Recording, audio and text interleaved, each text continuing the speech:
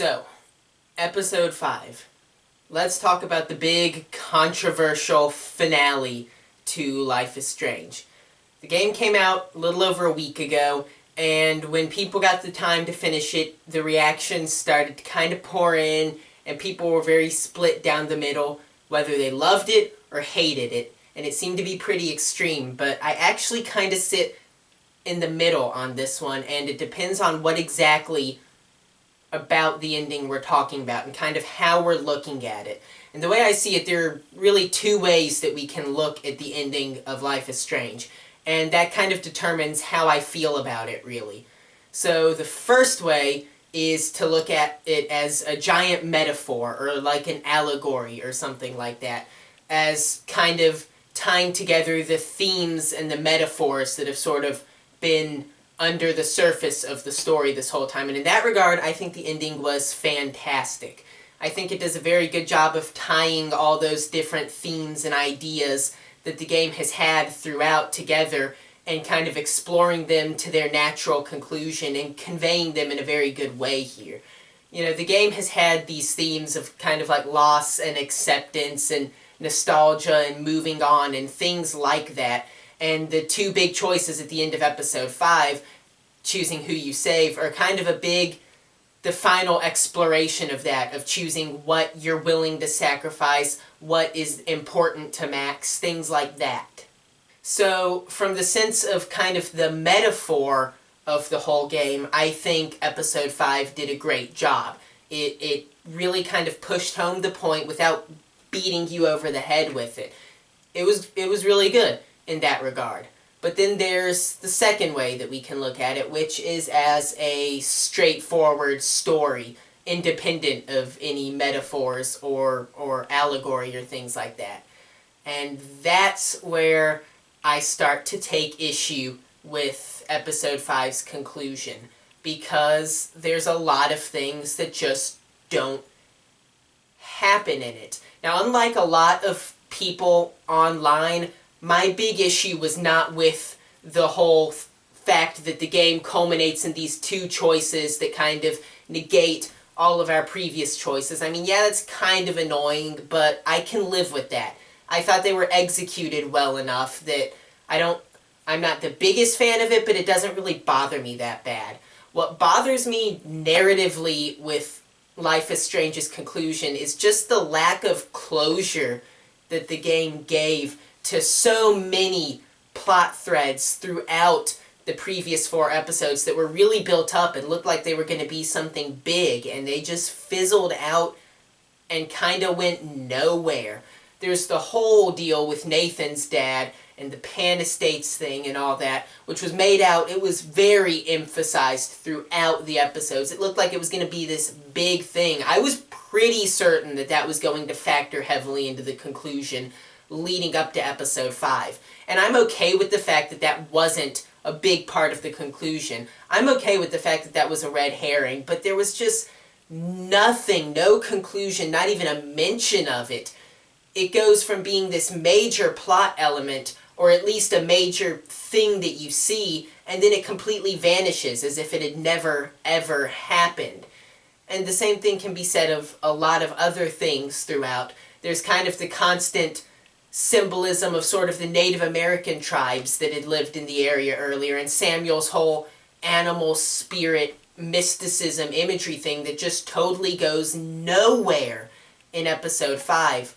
And things like that just, I don't like that. I understand that not everything can be a major part of the ending, and I can understand that a lot of it was probably there to throw us off from the real ending, but it just feels kind of lazy to see all these major plot threads, all these big elements that were all scattered throughout the plot, just fizzle out without even a little bit of an explanation, even just a little bit of lip service to these earlier plot threads. And the same issue carries over with the characters, too. We get very little closure on the other characters, say for Max and Chloe.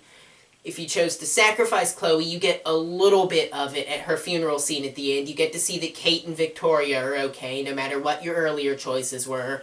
Joyce and David are at least together for the funeral. So there is a little bit of closure on a few of the characters there, but not much. Very little. and there's no closure on anyone in the Save Chloe ending.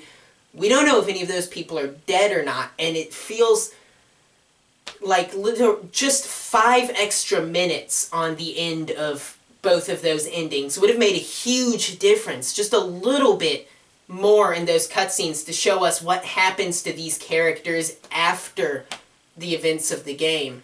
Whether or not anyone survived the storm if you sacrifice Arcadia Bay. How Max copes with everything that happened and Chloe dying if you sacrifice Chloe.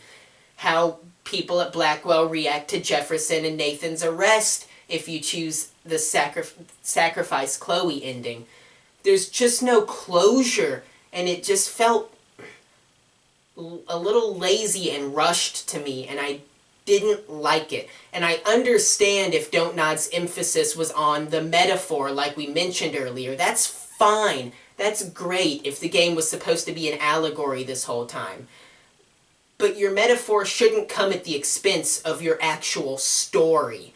And if that was the case with episode 5, then it kind of feels like it did come at the expense of the actual plot. It feels like if that is the case, if the metaphor and the themes were the big focus here, the allegory, it feels like that all came at the expense of the surface plot. And that's just not good writing. Even if the focus is on your metaphor, the story should still be satisfying. And there are parts that were great. I thought that the opening 30 minutes with Jefferson in the bunker were phenomenal and terrifying. I thought the bit in San Francisco where it looks like everything's going okay at first, I thought that was kind of refreshing and well done. And there were parts of the nightmare sequence that I thought were good, especially when you end up in like crazy Jefferson room where you've got the dialogue choices with Mr. Jefferson and they're all like, I love you, Mr. Jefferson, and things like that. Or where the birds start flying into the windows and they start getting covered with blood and it gets all red. I thought that was it was creepy, it was unnerving. Parts of the nightmare sequence were really unnecessary and pointless.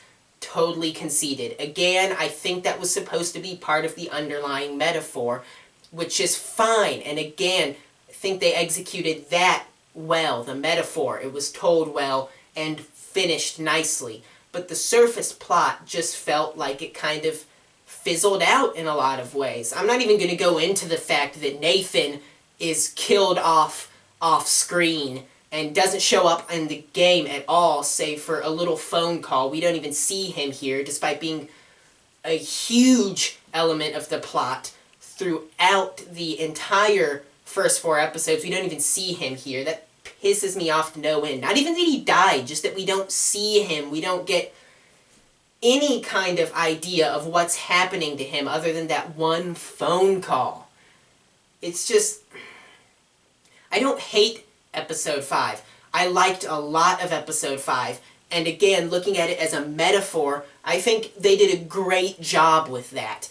And even as a story, I don't hate episode 5. I have no problem with the endings and the direction they wanted to take it in.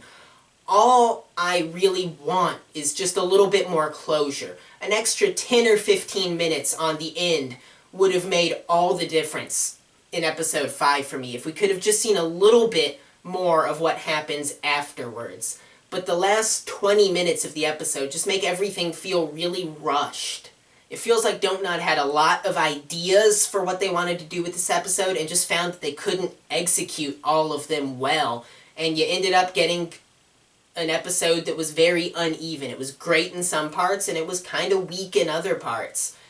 I can definitely say that episode 5 is probably my least favorite episode, honestly.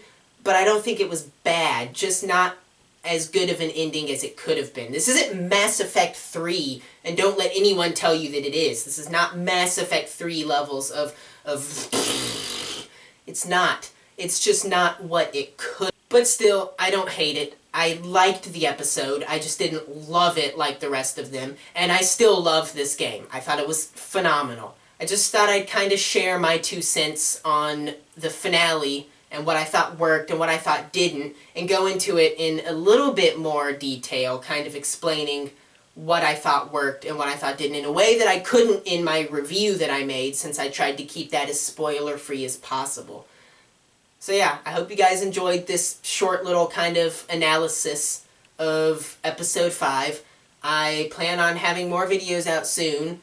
Hopefully within like an actual schedule, actually doing things consistently, which would be great if I can pull that off, but I say that all the time, so we'll see how that goes. Thank you for watching. I hope you enjoyed, and I will see you in the next video. Bye.